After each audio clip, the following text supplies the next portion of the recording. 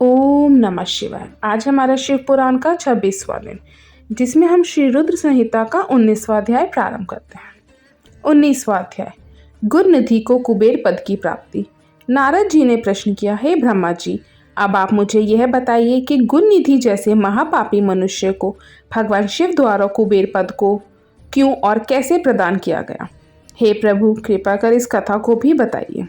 ब्रह्मा जी बोले, नारद, शिवलोक में सारे दिव्य भोगों का उपभोग तथा उमा महेश्वर का सेवन कर वह अगले जन्म में कलिंग के राजा अरिंदम का पुत्र हुआ। उसका नाम दम था। बालक दम की भगवान शंकर में असीम भक्ति थी। वह सदैव शिव जी की सेवा में लगा रहता था। वह अन्य बालकों के साथ मिलकर शिव भजन करता। युवा होने पर उसके पिता अरिंदम की मृत्यु के पश्चात दम को राज सिंहासन पर बिठाया गया। राजा दम सब और शिव धर्म का प्रचार और प्रसार करने लगा। वे सभी शिवालयों में दीप दान करते थे। उनकी शिवजी में अनन्य भक्ति थी। उन्होंने अपने राज्य में रहने वाले सभी ग्रामाध्यक्षों को यह आज्ञा दी थी कि शिव मंदिर में दीपदान करना सबके लिए अनिवार्य है। अपने गांव के आसपास जितने शिवालय हैं वहां सदा दीप जलाना चाहिए। राजा दम ने आजीवन शिव धर्म का पालन किया। इस तरह वे बड़े धर्मात्मा कहलाए। उन्होंने शिवालयों में बहुत से दीप जलवाए। इसके फलस्वरूप वे दीपों की प्रभा के आश्रय हो मृत्यु उपरांत अलकापुरी के स्वामी बने। ब्रह्मा जी बोले, हे नारद, भगवान शिव का पूजन व उपासना महान फल देने वाली है। दीक्षित के पुत्र गुणनिधि ने, जो पूर्ण अधर्मी था, भगवान शिव की कृपा पाकर दिक्पाल का पद पा लिया। अब मैं तुम्हें उसकी भगवान शिव के साथ मित्रता के विषय में बताता हूँ। नारद, बहुत पहले की बात है। मेरे मानस पुत्र पुलस्त्य से विश्वा का जन्म हुआ और विश्वा के पुत्र कुबेर हुए। उन्होंने पूर्व काल में बहुत कठोर तप किया। उन्होंने विश्वकर्मा द्वारा रचित अलकापुरी का उपभोग किया। मेघवाहन कल्प के आरंभ होने पर वे कुबेर के रूप में घोर तप करने लगे। वे भगवान शिव द्वारा प्रकाशित काशीपुरी में गए और अपने मन के रत्नमय दीपों से 11 रुद्रों को उद्बोधित कर वे तन्मयता से शिवजी के ध्यान में मग्न होकर निश्चल भाव से उनकी उपासना करने लगे। वहां उन्होंने शिवलिंग की प्रतिष्ठा की। उत्तम पुष्पों द्वारा शिवलिंग का पूजन किया। कुबेर पूरे मन से तप में लगे थे। उनके पूरे शरीर में केवल हड्डियों का ढांचा और चमड़ी ही बची थी। इस प्रकार उन्होंने 10,000 वर्षों तक तपस्या की।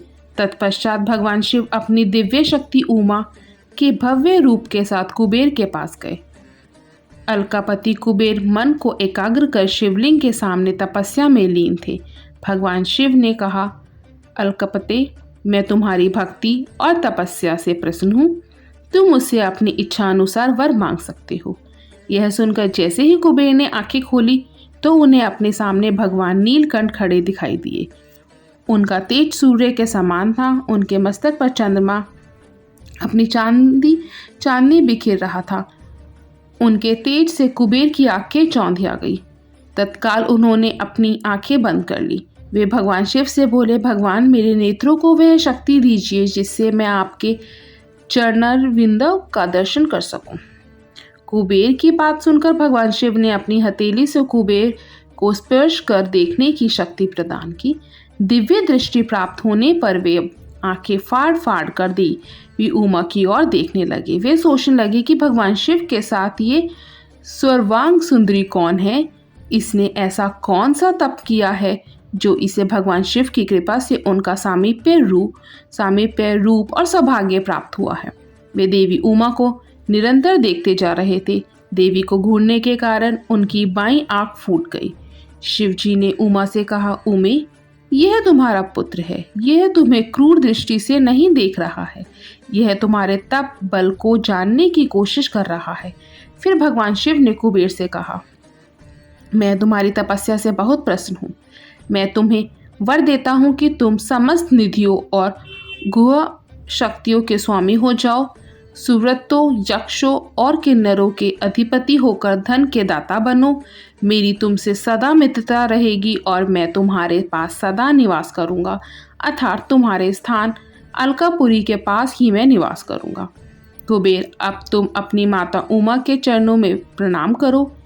ये ही तुम्हारी माता है। ब्रह्मा जी कहते हैं, नारद, इस प्रकार भगवान शिव ने देवी से कहा, हे देवी, यह आपके पुत्र के समान है, इस पर अपनी कृपा करो। यह सुनकर उमा देवी बोली, वत्स, तुम्हारी भगवान शिव में सदैव निर्मल भक्ति बनी रहे। बाई आँख फूट जाने पर तुम एक ही पिंगल नेत्र से युक्त रहो। महादेव जी ने जो वर तुम्हें प्रदान किए हैं वे सुलभ हैं। मेरे रूप से ईर्ष्या के कारण तुम कुबेर नाम से प्रसिद्ध होंगे।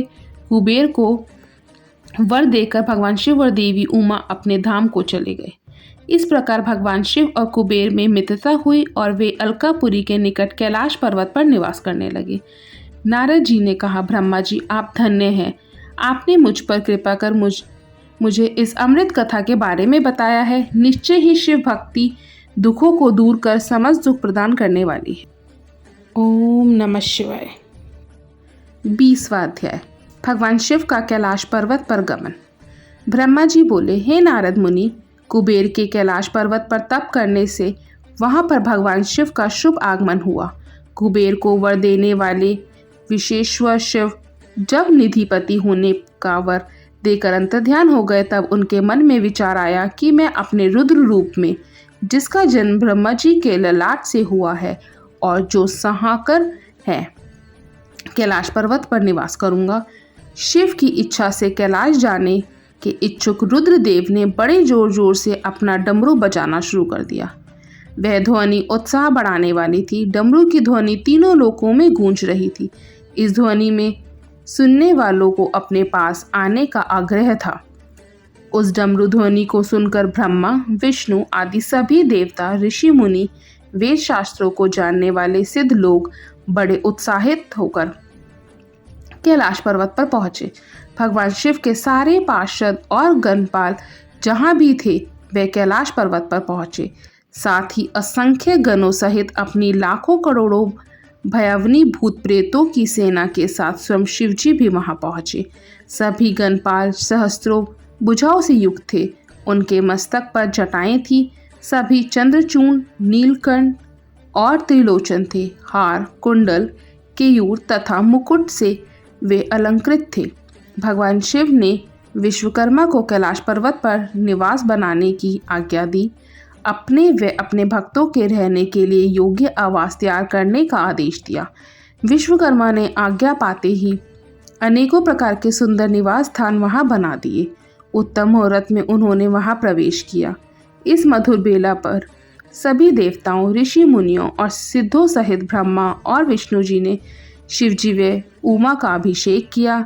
विभिन्न प्रकार से उनकी पूजा अर्चना और स्तुति की। प्रभु की आरती उतारी। उस समय आकाश में फूलों की वर्षा हुई।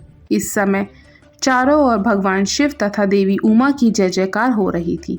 सभी की स्तुति से प्रसन्न होकर भगवान शिव ने उन्हें उनकी इच्छा के अनुसार वरदान दिया तथा उन्हें अभीष्ट और मनोवांछित वस्तुएं भेंट की। तत्पश्चात भगवान शंकर की आज्ञा लेकर सभी देवता अपने अपने निवास को चले गए। कुबेर भी भगवान शिव की आज्ञा पाकर अपने स्थान अलकापुरी को चले गए। तत्पश्चात भगवान शंभु वहां निवास करने लगे। वे योग साधना में लीन होकर ध्यान में मग्न रहते। कुछ समय तक वहां अकेले निवास करने के बाद उन्होंने दक्ष कन्या देवी सती को पत्नी रूप में प्राप्त कर लिया। देव ऋषि अब रुद्र भगवान देवी सती के साथ वहां सुखपूर्वक विहार करने लगे। हे नारद, इस प्रकार मैंने तुम्हें भगवान शिव के रुद्र अवतार का वर्णन और उनके कैलाश पर आगमन की उत्तम कथा सुनाई है। तुम्हें शिवजी व कुबेर की मित्रता और भगवान शिव की विभिन्न लीलाओं के विषय में बताया है। उनकी भक्ति तीनों लोकों को सुख प्रदान करने वाली तथा मनोवांछित फलों को देने वाली है। इस लोक में ही नहीं, प्रलोक में भी सद्गति प्राप्त होती है। इस कथा को जो भी मनुष्य एकाग्र होकर सुनता या पढ़ता है, वह इस लोक में सुख और भोगों को पाकर मोक्ष को प्राप्त होता है। नारद जी ने ब्रह्मा जी का धन्यवाद किया और उनकी स्तुति की। वे बोले कि प्रभु, आपने मुझे इस अमृत कथा को सुनाया है। आप महाज्ञानी हैं। आप सभी को इच्छाओं को पूर्ण करते हो। मैं आपका आभारी हूँ। शिव चरित्र जैसा श्रेष्ठ ज्ञान आपने मुझे दिया है। हे प्रभु, मैं आपको बारंबार नमन करता हूँ। ओम नमः शिवाय। इसी के साथ हमारा श्री रुद्र संहिता का पहला खंड समाप्त।